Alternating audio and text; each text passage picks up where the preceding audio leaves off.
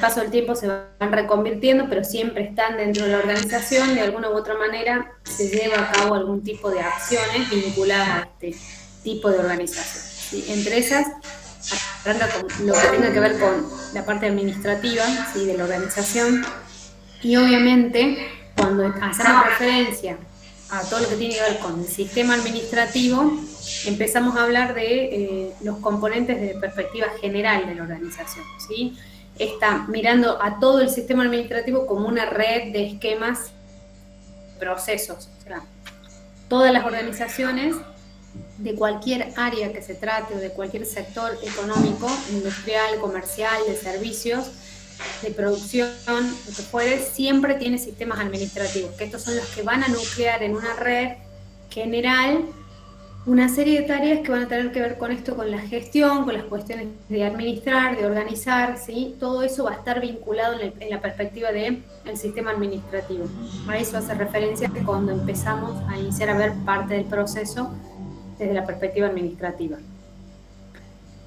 Todas las organizaciones lo requieren, todas requieren hacer una gestión y empezar a controlar un poco de estas cuestiones de áreas y poder determinar funciones que les son o que va a competir, digamos, dentro de esa tarea que tengo que llevar a cabo, ¿sí? Entonces, dentro de ese esquema, recuerden ustedes que falló propuesto que había dentro de la organización como funciones que eran fundamentales que estuvieran, que no pasaran por alto, para que no pueda haber, digamos, un desorden general dentro de la organización, que eran como tareas que eran requeridas de poder monitorearlas. Entonces, que cada una tenga un área y que tenga una competencia de tareas para poder aglutinar todas las funciones que son similares o dentro de cierto rango homogéneas, empezar a acomodarlas y ir poniendo todo así. Bueno, en eso empezamos a tener funciones técnicas, funciones comerciales, funciones financieras, funciones de seguridad, funciones contables y funciones administrativas. Acá hace referencia a cada una de estas. Claramente las funciones técnicas, sí, son las que están, digamos, en vinculación con la producción de bienes. A eso hace referencia con funciones técnicas. Son las que dependen específicamente del tipo de sector con el que esté trabajando. Si son industriales, si son de producción, si son agropecuarias, si son de, digamos, servicios, si son de tipo comercial.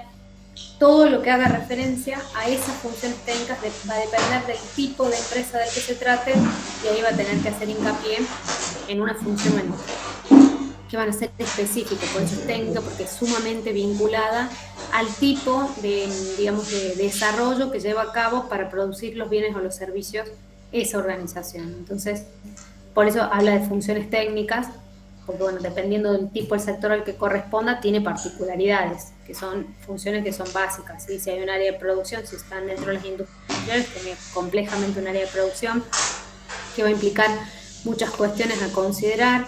Si estamos hablando del área de servicios, va a tener todo un complejo sistema de operaciones, entonces también hay que prestarle atención a eso. Bueno, para eso hace referencia a que hay funciones que son técnicas y que lo ideal es que esté gente idónea dentro de estos perfiles para que se maneje de manera más adecuada.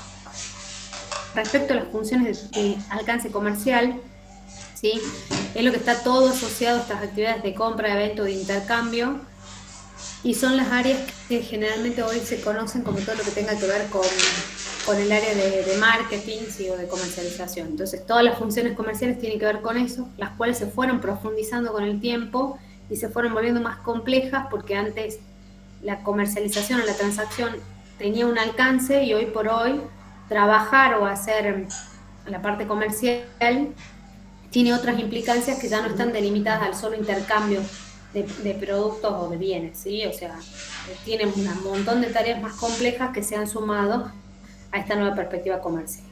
Las que tienen que ver con lo financiero, claramente hace referencia a todo lo que tiene que ver con el capital, ¿sí?, con el manejo y la búsqueda de capital y cómo sostener y hacer evolución de ese capital. Se van en esa perspectiva.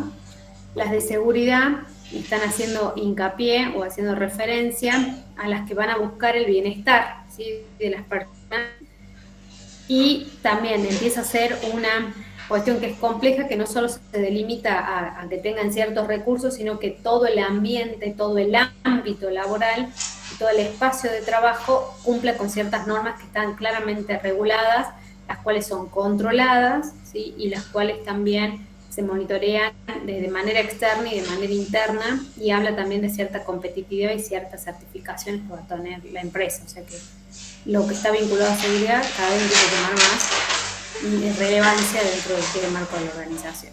Después tenemos las funciones contables, que claramente las funciones contables son aquellas a las que hace referencia o está vinculado todo lo que tiene que ver con los estados contables, llevar libros, hacer los registros, disponer de ese tipo de información de característica comercial, contable, que se ofrece específicamente a diferentes sectores y que se vuelve relevante. Y la función administrativa es que les digo, en marcos generales, va a regular todas las otras funciones porque es la que dispone la parte de procedimientos, la de manuales de funciones, la que define también parte del organigrama, la que va definiendo todas esas acciones que están previas a empezar a hacer un desarrollo o una bajada directa de actividades dentro de la organización. Entonces eso es como que es importante tenerlo en cuenta. Acá tenemos las funciones básicas a través representadas por medio de un organigrama y ahí más o menos pueden ir viendo cómo están ubicadas y cuáles son las vinculaciones. Entonces claramente la que lleva a cabo todo lo que tiene que ver con funciones administrativas es la que está a cargo de casi todas las otras áreas. Y esto que ustedes ven aquí también es lo que hace referencia básicamente a un cuadro casi como comparativo, miren ustedes, en donde les está indicando cómo se llaman esas áreas, cómo empiezan y cómo fueron convirtiéndose hoy por hoy en la nueva denominación que tienen las empresas modernas. ¿Sí? Antes se llamaba área técnica, ahora se llama área de producción, y después tenemos funciones comerciales que se denomina área de evento marketing, el área financiera y contable ahora se llama finanzas, el área de seguridad se llama área de recursos humanos y las funciones administrativas se llama área administrativa, como se denomina hoy por hoy. Entonces ven esa conversión que tuvo de denominación, básicamente, en las nuevas industrias modernas. Acá hace referencia con la función comercial. En cuanto a la función comercial, nosotros empezamos a hablar, ya a identificar a esta como el área esta que les comentaba acerca de el famoso término marketing, ¿sí? Denominado este término. Este empieza a involucrar varios puntos de trabajo. Tuvo una conversión también, ya no es solamente intercambiar bienes o servicios, sino está implicando previamente hacer un estudio de mercado, determinar ciertas variables de mercado, hacer un análisis de perspectiva también económico y empezar a sacar de eso ciertas directrices para poder determinar toda una serie de operaciones vinculadas al marketing que va a determinar el éxito del posicionamiento de ese producto dentro de un mercado determinado. Esto implica, en el marketing se hace un análisis previamente de todo lo que tiene que ver con el mercado, cuáles son las necesidades que se detectan en ese mercado, qué es lo que puede hacer la empresa en perspectiva de esas necesidades. Después determino qué tipo de segmento o a qué cliente me voy dirigiendo, entonces yo tengo que determinar claramente en base a eso mi público objetivo, definir qué tipo de gente es la que le voy a comercializar, lo ofrezco, pero siempre tengo que detectar previamente cuál es la necesidad que va a lograr o generar que yo desarrolle la idea de negocio que tengo en mente. Tengo sí o sí que ver cuál es la necesidad latente en ese mercado para poder determinar cómo voy a generar una oferta en perspectiva de esa necesidad. El deseo es prácticamente canalizar esa necesidad hacia mi marca o hacia mi producto específicamente. O sea, si tienen hambre y somos 2 pizzerías que somos competencia, la necesidad básica, primaria, es saciar el hambre. Entonces, lo que yo voy a hacer es canalizar el deseo, porque una pizzería u otra, cualquiera de nosotras 2 pizzerías podemos satisfacer dicha necesidad. Lo que yo tengo que tratar de hacer es ponerme en mejor posición para que ustedes elijan la pizza que yo vendo a la que vende mi competencia. Eso es canalizar el deseo, es hacer inclinar hacia eso, ¿sí? Y definir esa posibilidad. Yo tengo que trabajar una serie de técnicas y después, así como voy trabajando esta parte que es más bien estratégica y definiendo cuál es mi cliente, qué características tiene, cuál es la necesidad que voy a lograr satisfacer, voy a determinar, una vez que ya tenga esto, una serie de variables que se llama mezcla de marketing, que hace referencia a todo lo que tiene que ver cómo voy a desarrollar el producto, qué atributos va a tener, cuál es el criterio de la política de fijación de precios que es más adecuada, cuáles van a ser los canales, los medios, ¿sí? y la planificación en comunicación para ese tipo de producto que yo voy a tener. Entre eso implica también si yo voy a llevar a cabo promociones de qué tipo, si van a ser promociones específicamente, digamos, de bonificación, de 2x1 también, vinculado a esto siempre a técnicas de precio, ¿no? Y la promoción en comunicación es determinar por qué canales la voy a vender, por medios digitales, si voy a tener e-commerce, si tengo tienda, marketplace, qué es lo que voy a ir definiendo dentro de este esquema y cómo lo voy a comunicar. Y después todo lo que es la distribución hace referencia a cómo voy a hacer llegar el producto a ese mercado. O sea, pongo punto de venta, de nuevo, tengo tienda digital, voy a tener alguna tienda digital o voy a hacerla por medio de showroom, cómo voy a operar, cómo voy a trabajar para poder llegar hacia mi público. Esas son más o menos las definiciones que va analizando la parte comercial a lo largo de todo, digamos, el esquema de operaciones que tiene a su cargo y que debe implicar para ellos determinar cuestiones que son fundamentales. Esto es importante que distingan si hay dos áreas importantes dentro del área de comercialización que tiene que ver con la parte estratégica y con la parte táctica. La estratégica es identificar todo esto que yo les venía diciendo y la parte táctica es trabajar todo específicamente acciones que son concretas. Esto es, si yo el diagnóstico que saco previamente en mi definición estratégica es que mi público objetivo está en un rango de edad cuyo comportamiento de compra es por lo general online, entonces generar como bajada de táctica va a ser necesariamente desarrollar un espacio de tienda digital que tenga acceso, ¿sí?, a una marketplace o una especie de e-commerce propio también, pero operar y trabajar con tiendas digitales para poder hacer llegar ese producto, porque efectivamente es un canal que es óptimo para las características que tiene mi segmento y el tipo de comportamiento de compra que tiene mi segmento. Entonces, lo táctico es, una vez que hice el diagnóstico, es hacer bajada específica de lo que voy a hacer. Voy a generar una tienda digital. Si no fuera así, estoy trabajando con un rango de edad un poco más alta, que no es nativo digital y que no tiene comportamiento de compra por lo general online, que no requiere, puedo tranquilamente trabajar con dos esquemas de canales si no quiero abandonar siempre el otro, porque tengo un rango amplio de mi segmento. Tengo segmento que es más joven, segmento que está intermedio, segmento que es de un rango mayor, entonces tendría que estar trabajando con todos los esquemas, ¿sí? Básicamente para sostener la demanda cualquiera de ellos. Eso también lo tengo que ir definiendo desde la perspectiva táctica. ¿Queda claro hasta ahí? Sí, profe. Bien. Ahí hablamos de cuáles son los papeles fundamentales, ¿sí?, que tiene el marketing. Digamos, siempre van a escuchar que el marketing tiene claramente una actividad económica, ¿sí?, y en primera instancia opera hoy por hoy mucho con lo que tiene que ver con la co-creación, esta creación conjunta entre consumidores y empresas. En perspectiva de esto, entonces yo lo que voy a hacer, la primera es el intercambio de productos, sean bienes o sean servicios, ¿sí? Yo tengo que hacer un intercambio de esto, en donde básicamente tengo que buscar la forma de encontrar y hacer que presten atención esos consumidores hacia los compradores, ¿sí? Entonces yo tengo que determinar qué tipo de compradores tengo, cuáles las características que tienen estos compradores, qué es lo que tengo que manejar o operar con estos compradores que tengo definido dentro de lo que es mi segmento. Entonces yo básicamente lo que voy a hacer es empezar a mirar también esa definición o ecuación en donde, bueno, cuántos compradores, cuántos consumidores, ¿sí?, voy a tener y a cuánto voy a apostar para comercializar. Lo otro es la comunicación, ¿sí?, que tienen que ser comunicaciones integradas, o sea, si yo estoy trabajando o operando dentro de una organización determinada, no puede ser que no tenga la capacidad de resolver ciertos conflictos que puedo llegar a tener en el área.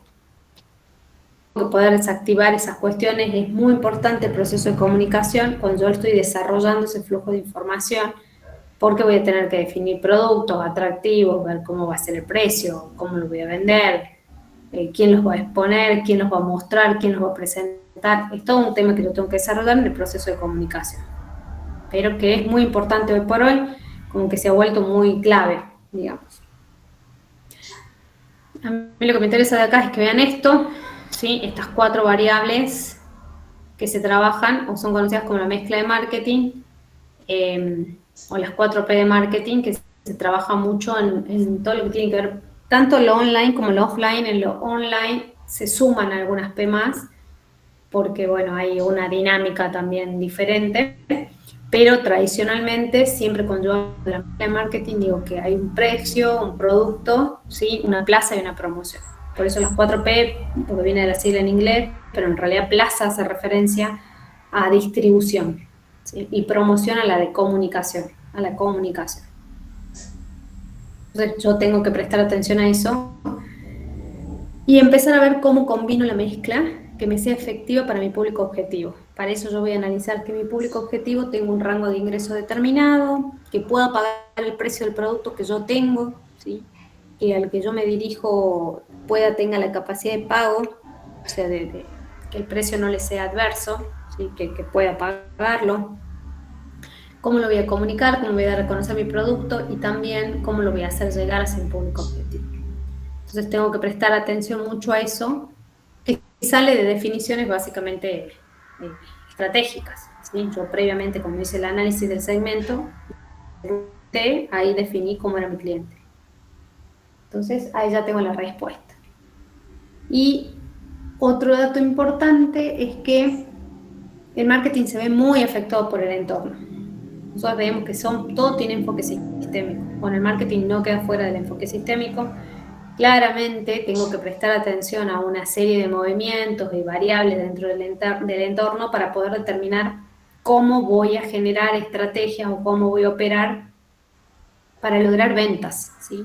Entonces yo tengo que empezar a analizar los cambios sociales, los cambios de preferencia, los cambios en las técnicas o variables de consumo, cómo está la economía del lugar, si hay inflación, de cuánto es, cuánto recae, qué repercusión tiene en el ingreso promedio, porque en base a eso voy a tener que determinar cuántas unidades factibles que logre vender con una retracción de consumo en contextos inflacionarios. Entonces tengo que empezar a pensar varias variables para poder tener estrategias que son asertivas.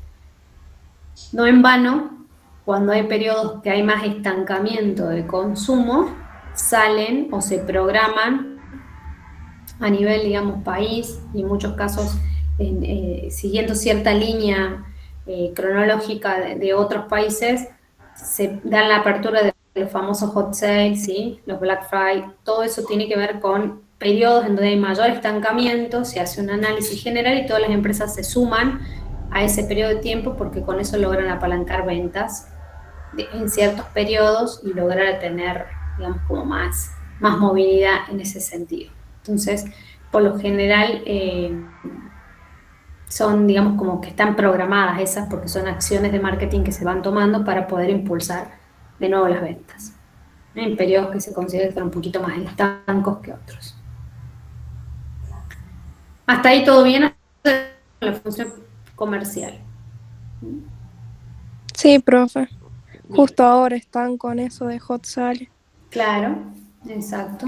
Porque en estas fechas cuando hay más recaída, digamos, de ventas en este periodo, entonces se buscan ciertas fechas y las empresas combinan, después dentro de unos meses va a salir otro tipo de ofertas y así. No hay mucha retracción, empiezan a movilizar a través de promociones que son generales, ¿sí? para poder moverlo, trabajarlo. Bueno, eso se encarga todo el área que tiene que ver con la parte comercial o el marketing. Cuando nosotros hablamos de la función producción, estamos hablando de todo lo que es la transformación o la conversión de los insumos, ya sean materias primas, ¿sí? O cualquier tipo de bien que ingresa semi-elaborado, que después yo lo voy a reconvertir o lo voy a convertir en algo. Entonces, todo lo que es la función de producción tiene que ver con eso, con, digamos, cada transformación o cada conversión que se pueda hacer de ciertos productos determinados.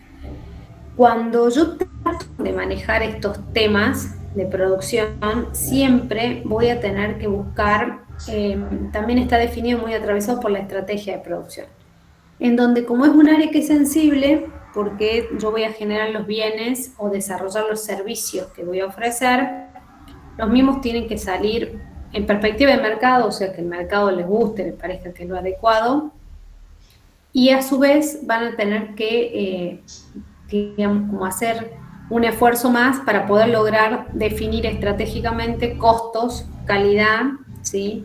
Flexibilidad y entrega, que son objetivos que tiene todo lo que tiene que ver la función de producción. Poder determinar cuestiones con buenas economías de escala, ¿sí? Con costos que también sean buenos, que sean adecuados, ¿sí? Para no ahí el presupuesto del área de producción, que lo que yo produzco esté adecuado, salgan con calidad, que es un requerimiento de la calidad que la va a determinar cada sector o cada empresa, define qué tipo o qué variables o parámetros de calidad tiene. Y cada una define, bueno, este es el producto que nosotros hacemos y estos son los parámetros de calidad que nos imponemos o definimos, ¿sí? Para ser competitivos. Entonces cada uno hay variables que son generales de calidad, que entran mucho en juego cuando nosotros tenemos que hacer evaluar, pero bueno, hace mucho tiempo que no se venía la evaluación, digamos, en ciertos sectores, entonces ahí hay que buscar siempre de que cuando yo evalúo todos los gastos, la estructura de costos que yo tengo, vaya en perspectiva favorable de los ingresos que yo voy a generar. Y también de no sacrificar variedad de calidad comprando por ahí insumos o materias primas que sean por debajo de la calidad esperada del producto, porque si no yo ya afecto ahí, digamos, la propuesta de valor. Y eso es un punto crítico, ¿sí? Porque por ahí si la gente asocia, es más económico pero de menos calidad a productos de ciertas marcas, se ven afectados en sus ventas. Entonces siempre tengo que trabajar de tal manera de lograr poder estabilizarme entre esas dos variables, por eso también siempre se busca la flexibilidad, ¿sí? Poder encontrar el punto intermedio en que permita tener una buena estructura de costos y seguir respetando la calidad y ser competitivo en el mercado. Hoy por hoy la variable calidad es como una variable de condición necesaria. Muchas de las empresas deben flexibilizarse también en los parámetros de calidad. Esto implica, si ustedes compraran una zapatilla, la zapatilla tiene un prototipo, ¿sí? El prototipo de la zapatilla está en concordancia con lo que espera el mercado. Y lo que se espera, bueno, ciertas medidas, que tenga ciertas funciones, que tenga cierta altura, que tenga ciertos atributos de esa zapatilla. Lo que nosotros tenemos que lograr es que esa calidad se preserve a lo largo del proceso, que cuando termine se respete todas las medidas que se dispuso para la calidad. Entonces el producto sale bien, ¿sí? No hay desperdicios, porque ha salido bien el producto y yo estoy conservando la calidad de manera adecuada, tampoco estoy afectando demasiado el precio. ¿Se entiende? Sí, profe. Sí, Bien. profe. Un poco Bien. chiquita la letra, profe, de la diapositiva. Sí. Esta día pues medio... Me parece que tiene tanto... no sé si tienen apunte de esta parte, creo que sí. Creo que sí tienen apunte de esta, no recuerdo, pero debe ser varias páginas, por ahí están mezcladas con Solana y con otros autores, porque cada área tiene un libro diferente. O sea, producción tiene Solana, marketing tiene Lambo, Kotler, después en la parte de administración puede que esté algo de Álvarez. Entonces como que es complejo porque son cada función que implican una materia para nuestra formación. Cada función que ustedes ven ahí es una materia del ciclo profesional de licenciatura en administración, porque tenés toda una materia, dos materias que se llaman producción, dos materias que tienen que ver con marketing, más investigación de mercado, todas las líneas de las administrativas, planificación, estrategia, toda esa área, todas las 3 recursos humanos que tenemos, o sea, hay que recopilar un poco la idea sumamente resumida de qué es lo que hace cada área, porque para eso después se perfeccionan a medida que se va tan amplio, o sea que hay que hacerlo reducido, breve y sintético para que ustedes le entiendan y después ya cuando lleguen al ciclo superior, ahí ya van a ver en profundidad cada una de esas áreas. ¿Sí? La tecnología entra mucho en juego en el área de producción. Las empresas hoy por hoy escalan o tienen una cierta producción escalar también porque constituye una variable que es estratégica a nivel organizacional, pero sobre todo la parte de producción. O sea, muchas de las industrias están muy automatizadas y eso les permite hacer uso máximo de su capacidad instalada y también tener digamos, un alcance de unidades de producción que antes, por lo que era mucho más rudimentaria, digamos, estaba muy determinada la capacidad del individuo y cuántas unidades podía producir, se ve mucho más chica, entonces no tiene una proyección de demanda como la puede llegar a tener hoy. La tecnología en el área de producción es todo. Tecnología no solo es la maquinaria, también tecnología es el conocimiento.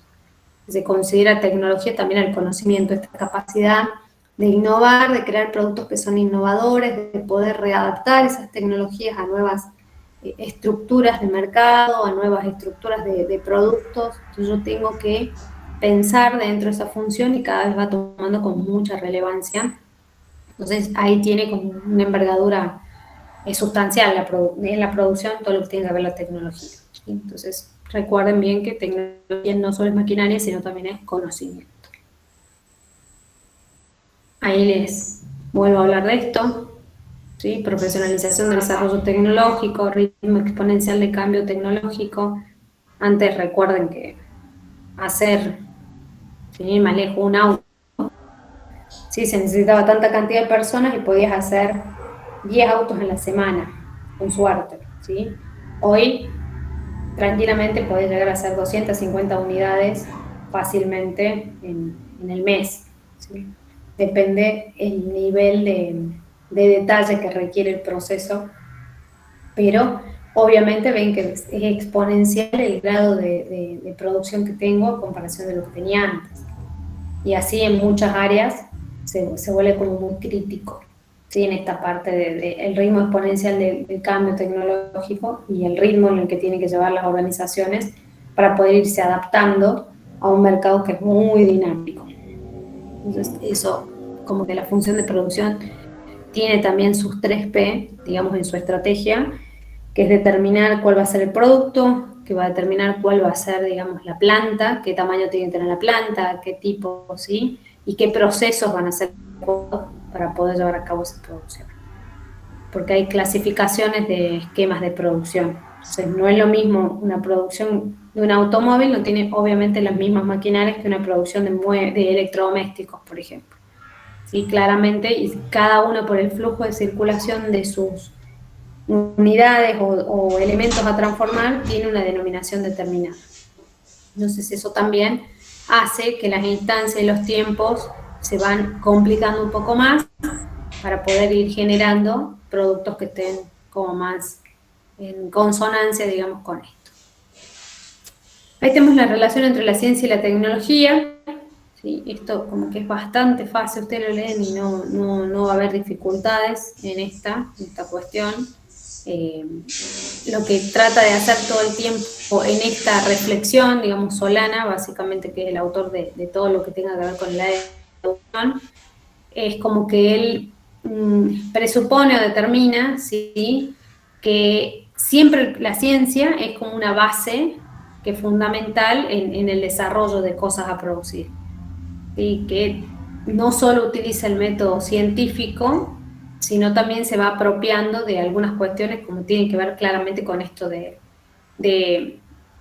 digamos, de ciertos análisis o estudios que yo pueda llegar a hacer, entonces lo voy complementando en ese enfoque científico o empírico que yo tengo. También es fundamental aquí la originalidad en la producción, que no todos los productos sean siempre iguales, que puedan ir cambiando, que se puedan ir adaptando a las exigencias del público, por eso tiene que tener cierta flexibilidad. Yo tengo que darle una vuelta de rosca a aquello que produzco a medida que pasa el tiempo, cosa que no entre en algo que se llama obsolescencia, así que el producto no empiece a caer en eso, entonces tengo que buscar también, siempre buscar cuestiones que sean originales, que lo que yo desarrolle se vuelva atractivo mejore o le incremente la calidad al producto que yo estoy ofreciendo, que le dé valor añadido. Entonces, todas esas cuestiones también vienen de la mano de parte del desarrollo de la ciencia. Acá hace como mucho más hincapié acerca de qué hace referencia con, digamos, con progreso tecnológico. Acá hace referencia que hay saltos que son de tipo estructural y otros que son más graduales, hay como una evolución más gradual. ¿Sí? En los saltos estructurales son esos cambios abruptos que hay, digamos, en las formas de incorporar las tecnologías, ¿sí? Y dan paso, como bien indica ahí, a una nueva generación. Esto claramente fue, por ejemplo, la invención de la máquina a vapor, fue un salto estructural. Del tipo de industrias que se tenían a la creación de una máquina a vapor, claramente generó un salto estructural en ese momento. Entonces hizo toda una revolución. Exacto, la revolución industrial fue un salto estructural en ese contexto histórico. Hoy por hoy, muchas de las organizaciones van haciendo saltos estructurales en algunas industrias como que son más dinámicas y se hace no más notorio ese salto. Y en las otras hay como evoluciones más graduales que se va haciendo de a poquitito, ¿sí? De a poco se va acumulando conocimiento y se va haciendo ciertas modificaciones, pero siempre se toma la base de lo primero y se lo mejora, se le hace una reingeniería, se lo mejora, y entonces eso es un periodo como más de evolución gradual, ¿sí? Que se va refiniendo, que se va generando esto que voy haciendo en algún momento. Todas las industrias por lo general siempre saltan, hacen un salto estructural, se estabilizan por un periodo de tiempo y empiezan a sufrir ahí una reconversión en el medio. En su momento también saltar de cierta de aceite y nada, a empezar con los hidrocarburos y empezar a hacer también el combustible y la reconversión que tiene el combustible, y después hizo un periodo de evolución gradual a medida que se fue reconvirtiendo, se fue refinando, va haciendo un recambio, ahí va viendo ustedes cómo hace un salto estructural y puede después tener un periodo de evolución gradual. Entonces dice, bueno, el progreso tecnológico tiene esas leyes. Por ahí donde se les complica es a aquellas industrias en donde da muchos saltos estructurales, ¿sí? por una fuerte dinámica, eso se vuelve complejo para ellos. Poder acomodarse a demasiados saltos estructurales en el mismo sector en periodos cortos de tiempo.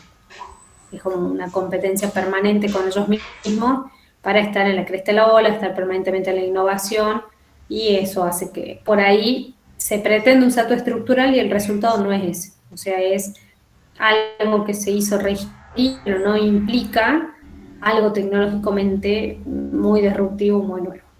Entonces, ahí es donde las empresas van pivoteando entre un salto estructural y salto gradual. Hay una tendencia, como les digo, por lo general gradual, y en sus primeras instancias, cuando recién generan algo, tienen el salto estructural. Después se estancan un poco más y van más a la línea de lo gradual.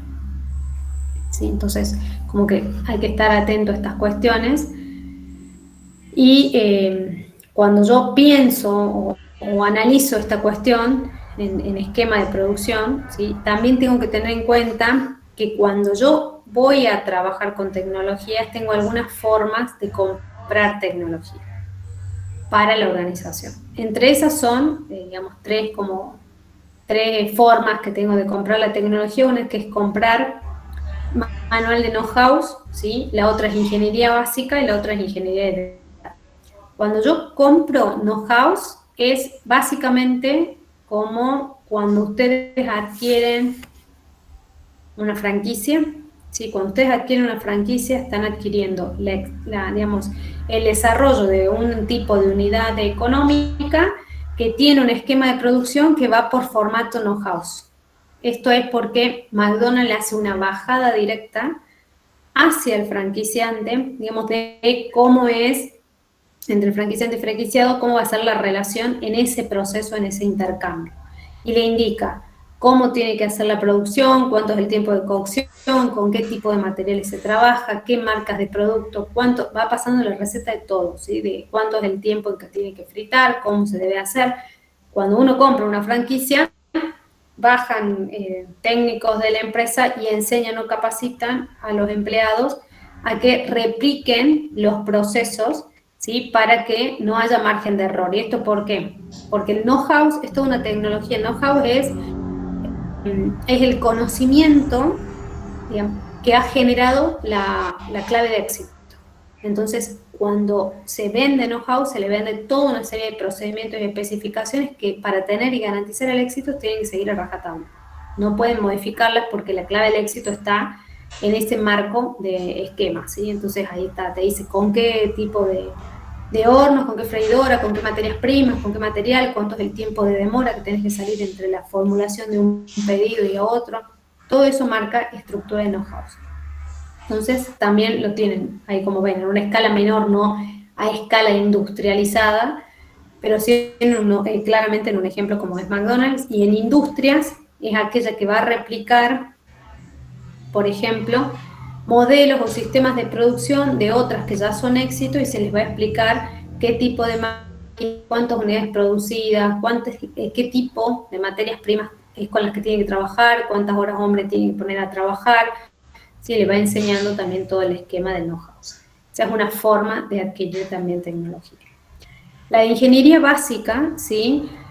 Esta básicamente lo que hace es decirte, trabajamos con tantas maquinarias o con este tipo de maquinarias y estas son las características de nuestras maquinarias, o sea, te va a dar esto, lo que dice la básica de la ingeniería, o sea, cuáles son las máquinas, cuáles son los diagramas de procesos que tenés, ¿sí? Y algunas cuestiones que estén vinculadas a especificaciones técnicas en respecto de la máquina, en instancia con la máquina. Entonces te dice, bueno, tenés que comprar tanta cantidad de máquinas de este esquema de producción, se usan materias primas de tal perspectiva, de tales marcas, y con eso se optimizan los procesos. Pero te van enseñando cómo es el uso de las máquinas, cómo es el proceso, desde cómo las vas a tener ordenadas, ¿sí? No al nivel del know-how, en donde te da hasta el mínimo detalle, en esta te enseña a líneas generales, pero te dice sí, con qué maquinaria, o sea, qué tipo de máquina, qué tipo de dominio tiene que tener la máquina, atributos, ¿sí? Digamos, qué tipo de proceso va a ser la máquina, cuál te va a convenir ocupar o cuáles no. Y vos vas a tener que operar o manejarte en base a eso, de ese esquema de máquina que te están ofreciendo. Entonces no es tan, digamos, detallada. Sí, sería más conceptual, exacto, y sería como más conceptual y te va diciendo, por ejemplo, hay máquinas que cuando te hacen ingeniería básica y te venden la tecnología, te dice, bueno, esta máquina, por ejemplo, no sé, X2007, por ponerle un nombre, para que te garantice la calidad que dice de fábrica, si fuera para hacer papel, te dice, no podés trabajar o operar con miligramos de tanto. Entonces ya te está delimitando en la ingeniería básica, ya te está dando una especificación también de tipo conceptual. Entonces te dice, bueno, esta es la materia prima y esta opera con esto, no con lo otro. Entonces son detalles que no son menores, porque si vos la manipulás a la máquina sin haber prestado atención a esas definiciones por ahí de fábrica, la máquina pierde vida útil, se traba, pierde balanceo y hay paradas de producción. Entonces siempre la ingeniería básica es definir qué tipo de procesos se pueden hacer, cuántas unidades puedes llegar a producir y cuál es la recomendación de materiales que puedes llegar a tener. Básicamente con eso, como para ir entendiendo desde la fabricación cómo tenés que ir haciendo las cosas. En ingeniería de detalle, como el término bien lo indica, ¿sí? Ahí te va haciendo todo un detalle pormenorizado, tiene como una mezcla de las otras dos y te da una serie de especificaciones de tiempo, de proceso, de cálculos específicos, sí, que tenés que tener. Eso es una ingeniería de detalle, tranquilamente es, por ejemplo, cuando te va diciendo, bueno, cómo tenés que diseñar, cuál es el proceso, cuántas horas, ¿sí? Va a estar implicado en esta cuestión el proceso. Si hay planos, te determinan los planos, ¿sí? Las especificaciones directas y bien en detalle de cómo hay que trabajar de manera conjunta, de manera individual, ¿sí?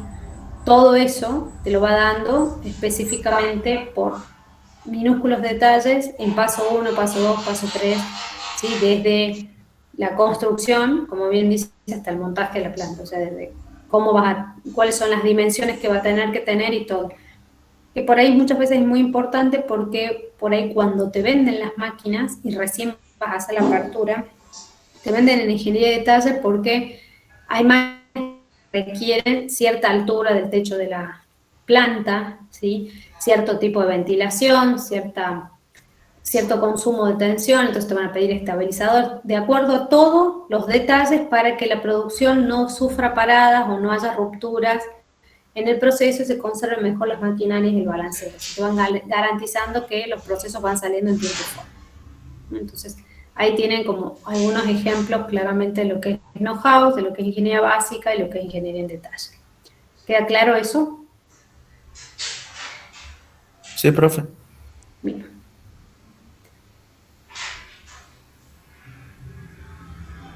Y acá tenemos la transferencia de la tecnología, ¿sí? Y esto que les hablaba de que tecnología no solo son maquinarias, sino también el conocimiento, ¿sí?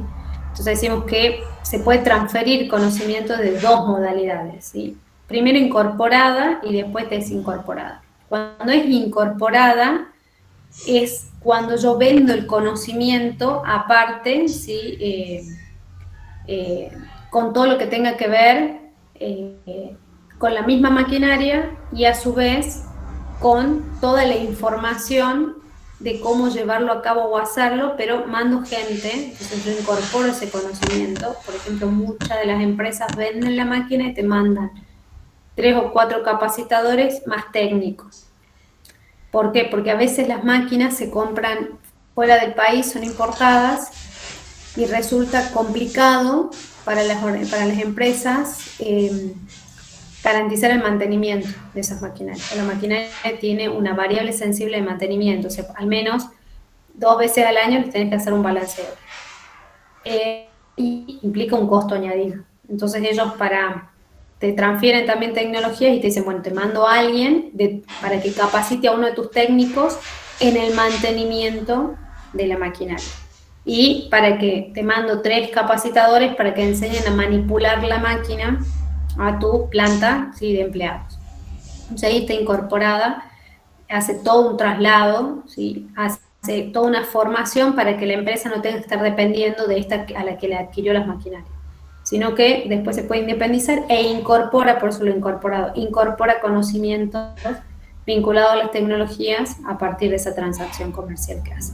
Que por ahí muchas empresas prefieren, obviamente invierte un poco de dinero en esto, pero es lo que mejor se le acomoda y bueno, cada uno después va haciendo el mantenimiento, va haciendo las operaciones y no tiene ese alto grado de dependencia por ahí con algunas empresas.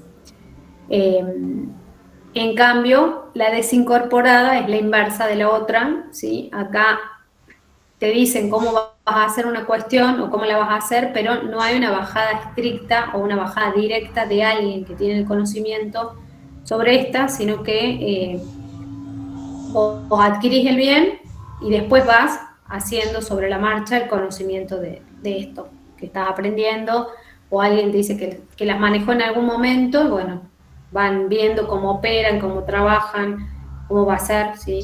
Esa función que se puede llevar a cabo.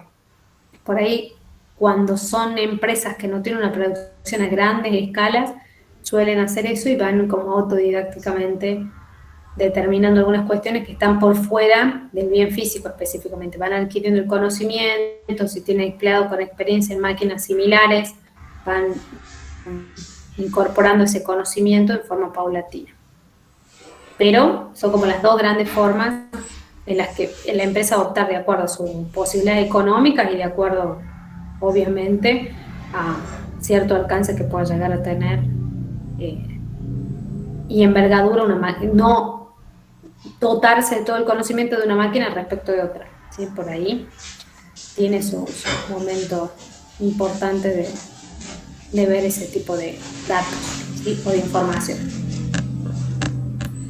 Bueno, estas son como aclaraciones y ahí tenemos la estrategia tecnológica. Lo anterior son declaraciones, por eso no me detengo, porque bueno, son detalles o opiniones que tiene el autor respecto a algunas cuestiones tecnológicas. En lo importante es, digamos, cuánto aporta a la estrategia las tecnologías en primera instancia, esto que desarrolla una cultura tecnológica en la organización, o sea, empiezas a modernizar las prácticas y procesos de desarrollo de productos. Esta actitud, dice, de la dirección proclive a la innovación y el desarrollo tecnológico. Por lo general, las empresas que están bastante tecnificadas siempre tienden a cierta innovación y desarrollo, porque, bueno, rápidamente superan los límites de lo más habitual y lo más tradicional. Entonces, como se vuelven disruptivas, hacen que haya una dinámica, ¿sí?, importante dentro del sector a raíz de estas cuestiones de lo que tiene que ver con tecnologías. También dice previsión del cambio tecnológico a pesar de la dificultad que naturalmente ello implica. Esto es, la empresa siempre, en definición de estrategia de tecnología, tiene que mirar de no quedarse con cuestiones que van a entrar rápido en desuso, ¿sí?, y tiene que empezar a mirar ese cambio tecnológico, ir viendo por dónde va, qué es lo que va a tener que modificar, qué es lo que va a tener que cambiar o adquirir nuevamente para poder ir definiéndose en marcos de acciones, cosas que digamos, los productos que ellos tienen, que producen, o las instancias de producción no vayan quedando fuera del rango de competitividad. Entonces también tengo que ir mirando esa cuestión. Hoy por hoy sería absurdo que una empresa de telefonía móvil te sacara como la gran cosa un celular con, no sé, 5 megapíxeles, por ejemplo, y te digo, con una cámara de 5 megapíxeles, como si fuera lo exclusivo, cuando ya tenés tecnología mucho más avanzada que ha aumentado la resolución hasta con 5, 7, 10 cámaras, ¿sí? Entonces no estaría entrando en la tendencia o la lógica de mantenerse con cierto aspecto respecto a las tecnologías. Entonces tiene que ir mirando esa previsión de cambio y tiene que tenerla en cuenta para que no quede por fuera del rango de innovación o de creatividad dentro del mercado. Y esto también, aceptar, sobre todo esto, ¿sí?, de que en la tecnología se va progresando gradualmente y que se requiere fomentar ese aprendizaje. ¿Sí? Empezar a trabajar en esta cuestión porque se requiere mucho poder adaptarte. Para eso es no tener resistencia respecto a los usos o insumos tecnológicos que se van haciendo, que se van requiriendo en todos los sentidos. Situación que, bueno, después ves de un contexto determinado que a las empresas se le implicó cierta dinámica y empezar a incorporar algo que tal vez no lo venían haciendo todas, como lo que tenga que ver con plataformas, marketplace y con tiendas propias, ¿sí?, espacios de e-commerce. Entonces eso, por ejemplo, implicó para muchas que estaban resistentes a esta cuestión de irse adaptando, esa cuestión que venía gradualmente. El contexto de pandemia aceleró el proceso, pero venía en un cambio ya gradual de ese enfoque y, bueno, el contexto hizo que la dinámica se vuelva abrupta y tengan que salir rápidamente a definirlo. Hasta ahí consultas, preguntas.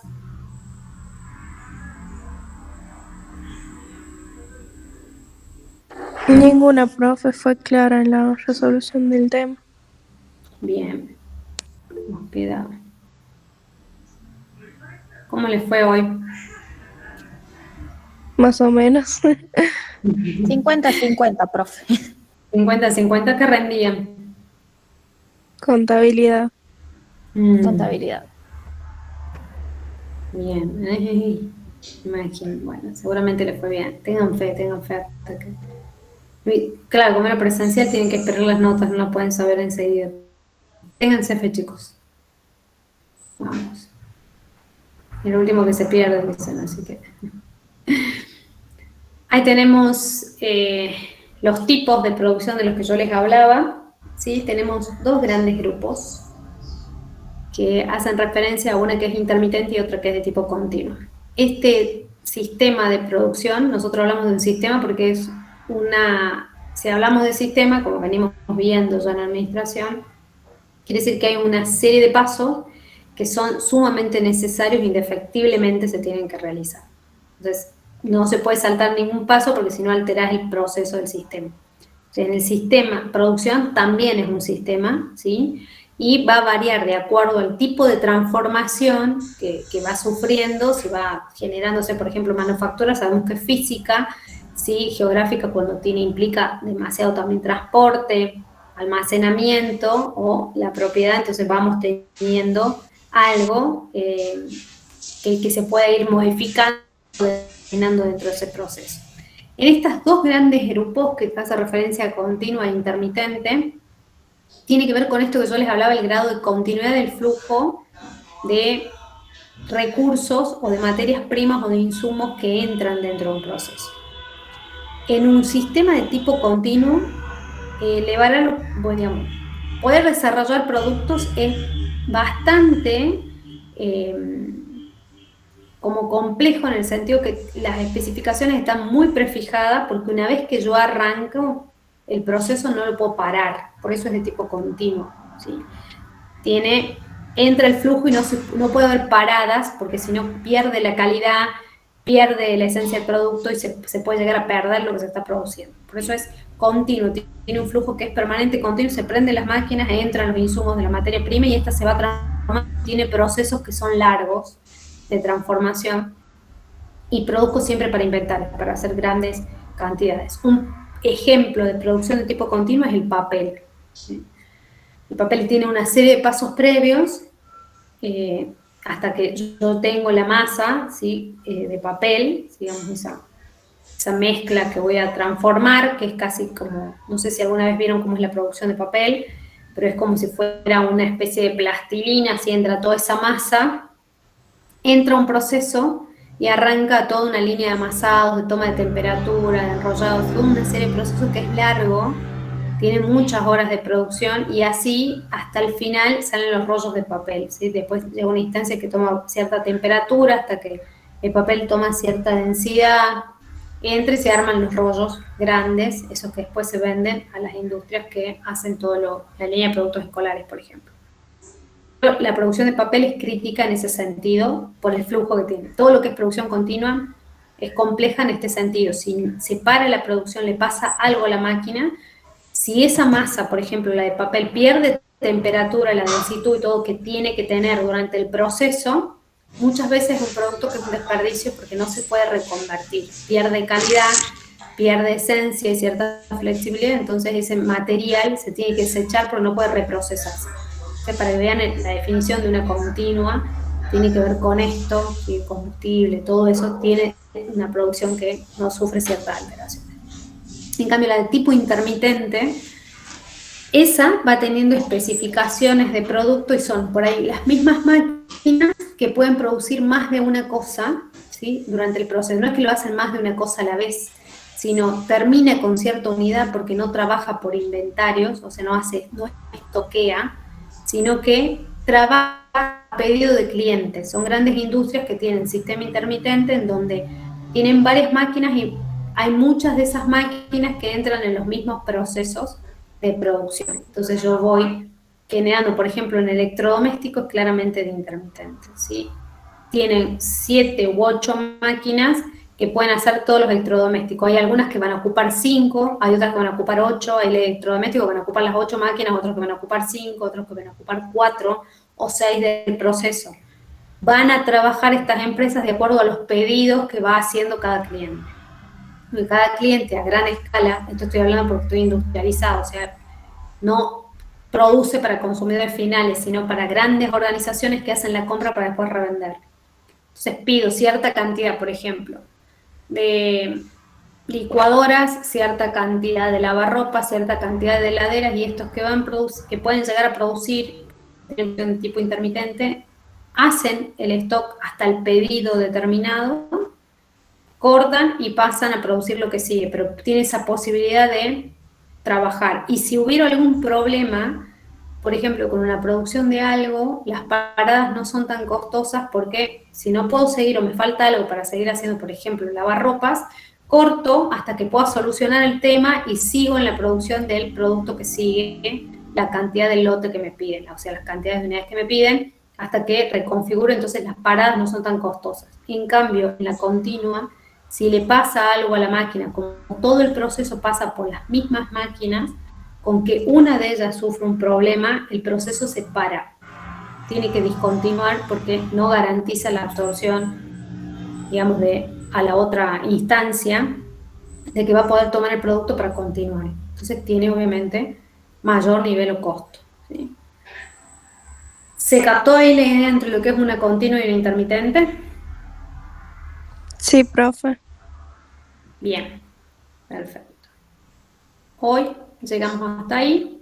No sé si, creo que tienen otra materia después, ¿no? Sí. Sí, economía. Bien. Sí.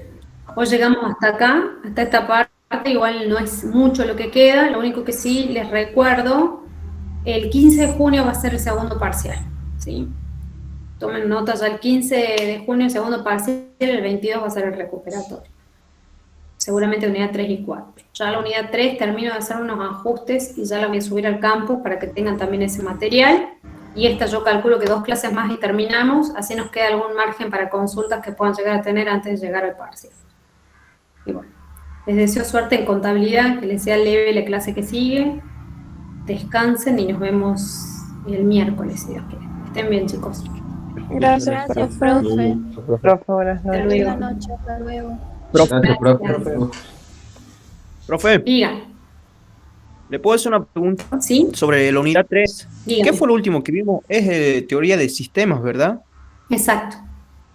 Y ahí no vimos nada más, ¿verdad? Teoría de sistema nos quedaba comportamental y creo que era la última.